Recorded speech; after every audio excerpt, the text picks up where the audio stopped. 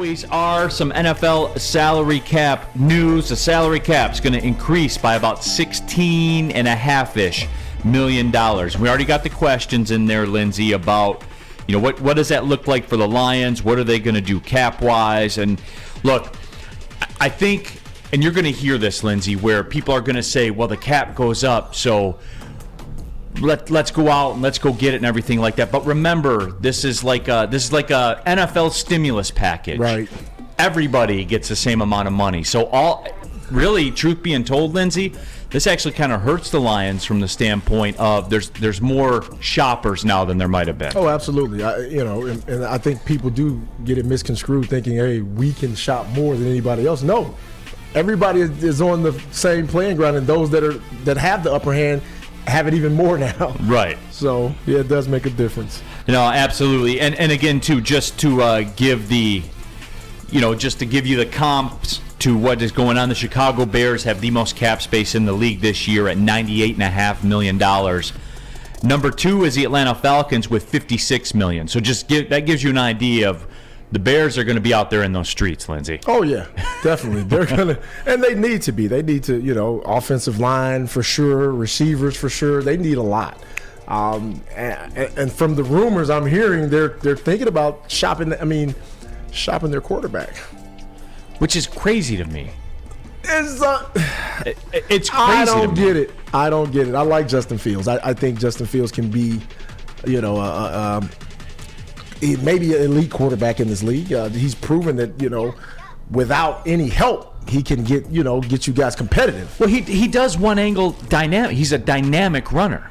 Like, not a good runner, not a good quarterback runner. Yeah. He's a dynamic runner. Yes. And who knew, though? Who knew? We never saw this in college. We saw him a little bit. Not to this degree. Yes. Yeah, who knew? Yeah, like he's on that Lamar stuff. Right. And Max Mayer says nah with Fields.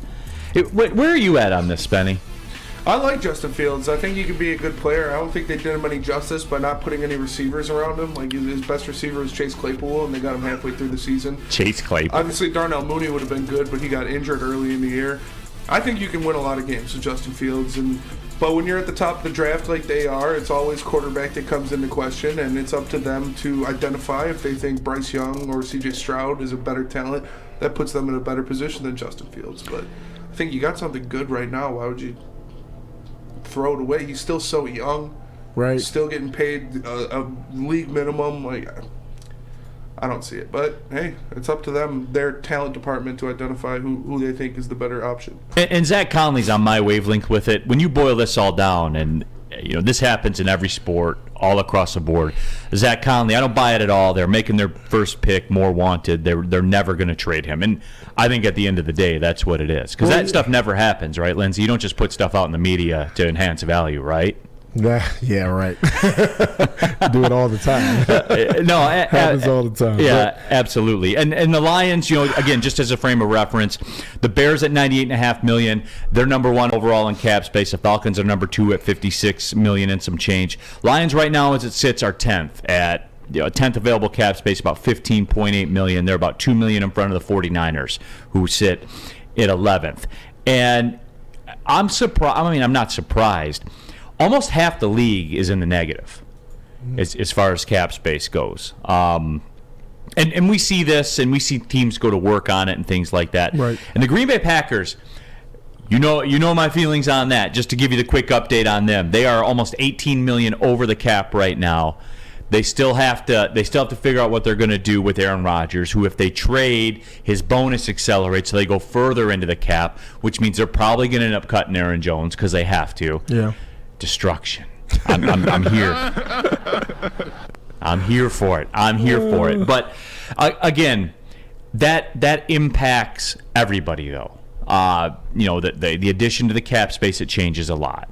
Yeah, and like you just said, different things happen to different teams. If they're going to make moves, it's still going to impact them, like Green Bay negatively, So a lot of people have a lot of decisions to make, It's going to be interesting to watch, because I love watching, how things transpire, especially, when the salary cap has something to do with it, because you see where teams' values are. You see who really wants to win, and you see who's going to be penny pitchers.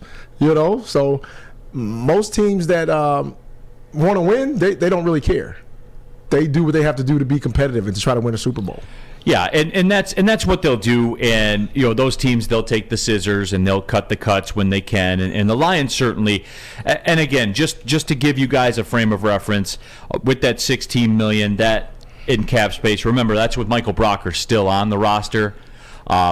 You are able to cut him, and you are able to add about $10 million to that cap. So we know how that's. At least we figure we know how that one's going to end up.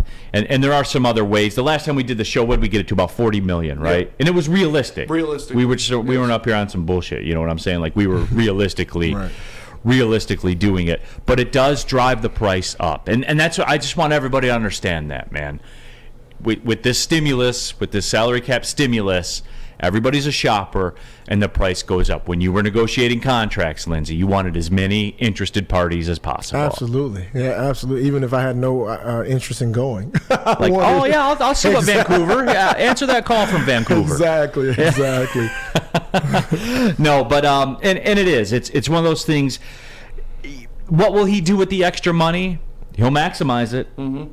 I'm sure. Brad Holmes will get every bit of the juice out of the squeeze that he can with it. We're sure about that. And I don't think this is a fair. I keep hearing this around town, Lindsay, about Brad Holmes, and it's not fair. B, it's not fair because of reasons, and those reasons are, and I'll always go back to it, Jamie Collins and Trey Flowers. When I hear media talking heads that I think are knowledgeable and stuff like that, they say, well, Brad Holmes hasn't proven he can sign free agents. When you don't have the arsenal to do it because you're paying Jamie Collins and Trey Flowers $19 million, right. We haven't seen that from Brad Holmes yet, so we don't know. Right.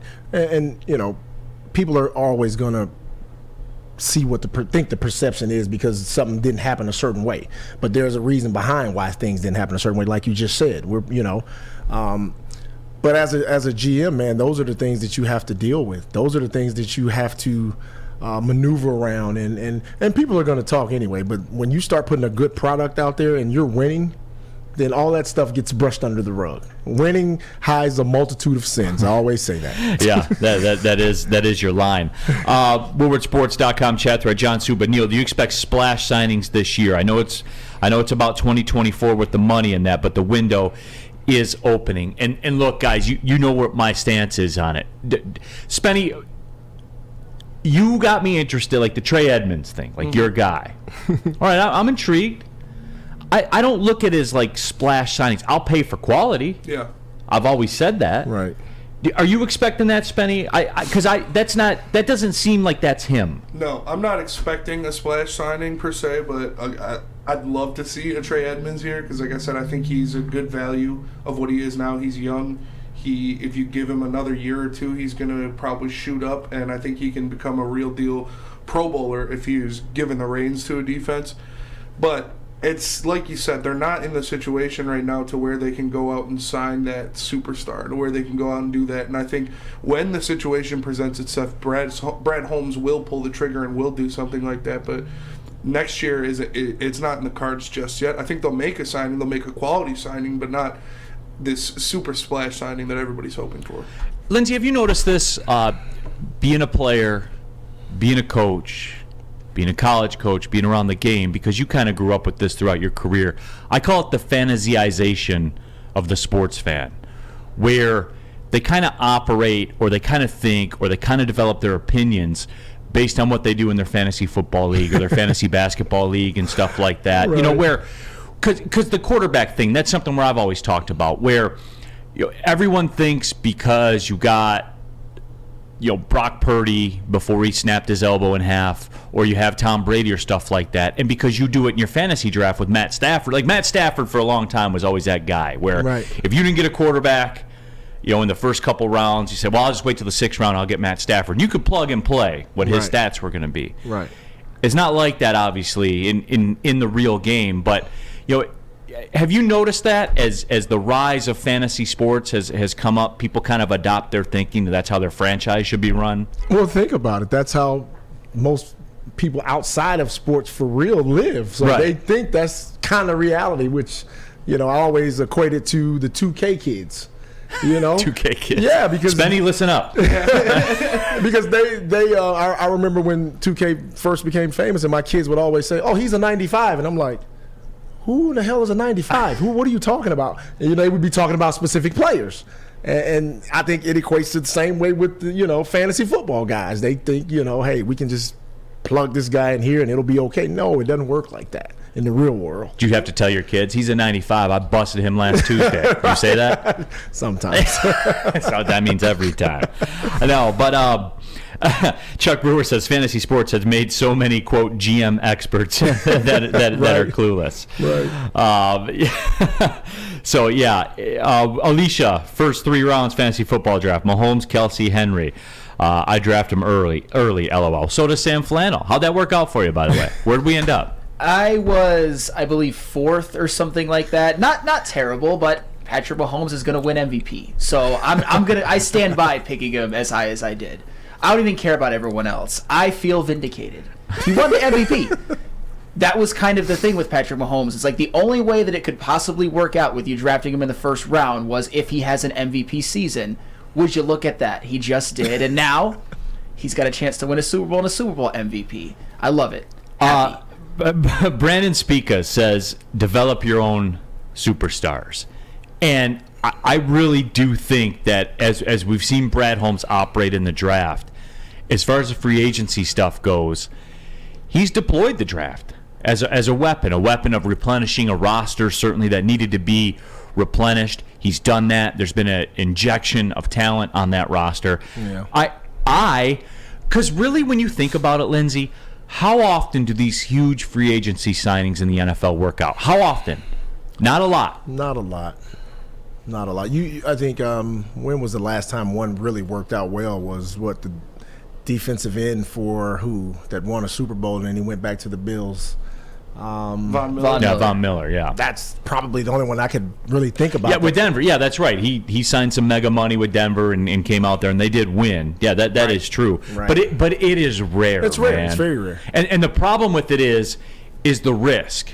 Right. Because if you sign somebody like a Trey Flowers to a mega contract and it doesn't work out, you're stuck with them. And you're stuck with them to the point where you're saying, why aren't we signing any free agents?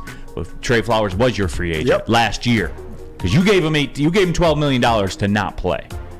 Well, yeah, that's tough. Tough. You know that it's what they it's what it is. It's just I am not a huge free agency guy unless it is a known entity.